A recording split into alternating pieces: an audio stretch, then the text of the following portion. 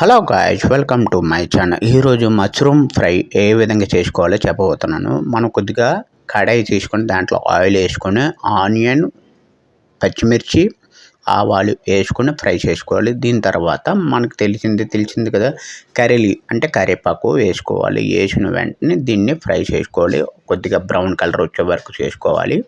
చేసుకున్న తర్వాత దీని తర్వాత మనకి ఎంత బాగా ఫ్రై చేసుకుంటే అంత బాగుంటుంది. దీని తర్వాత ఏం లేదు, మనం మష్రూమ్ ఏదైతే కటింగ్ చేసుకొని పెట్టుకున్నామో పక్కన, దాన్ని తీసుకుని వేసేయడమని.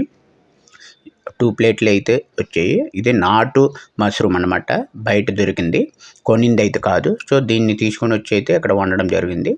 సో చూడండి, ఈ విధంగా అయితే దీంట్లో కొద్ది వాటర్ అనేది ఫామ్ అవుతుంది. ఆ వాటర్ బయటకు వెళ్ళే వరకు అయితే మనం ఉడికించుకోవాలి. ఉడికించిన తర్వాత దీనిపైన కొద్దిగా పసుపు, సాల్ట్, ఈ రెండు అయితే వేసుకోవాలి. ఎందుకంటే ఇది తొందరగా మగ్గడానికి, బాగా ఉడకడానికి అయితే వేసుకోవడం జరుగుతుంది. సో ఈ రెండు అయితే మనం కామన్గా వేసుకోవాలి, పసుపు, సాల్ట్, ఈ రెండు ఫస్ట్.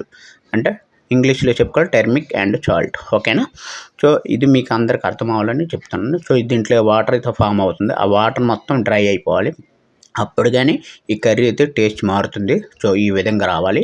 దీంట్లో అయితే నేను టమాటా అయితే ఆల్రెడీ వేసాను, కొద్దిగా లాంగ్ వీడియో అవుతుందని.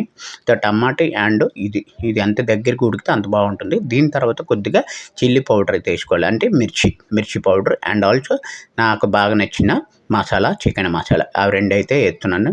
కొద్దిగా ఘాటుగా ఉండాలి. మనం తినేటప్పుడు కారం ఉండకూడదు, లోపలికి వెళ్ళిన తర్వాత కారం అనిపించాలి. అది పెప్పర్ పౌడర్ అయితే వేసాను. వేసిన తర్వాత దీంట్లో కొద్దిగా ఎక్కువ పడింది, లైట్గా తీసాను. సో దాంతో మొత్తం అయితే బాగా కలిపేసాను. ఈ విధంగా కలుపుకుంటే ఇది ఎలా వచ్చింది ఏంటనేది తినాలని చాలా నోరూరిపోతుంది. సో దీంట్లో అయితే ఒకటైతే తీసుకుని తినడం జరిగింది, ఒకటైతే తినాలనుకుంటున్నాను. ఇది ఎలా ఉందో చెప్తాను మీకు. ఓకే, ఇది తీసుకున్నాను. తీసుకుని తింటాను.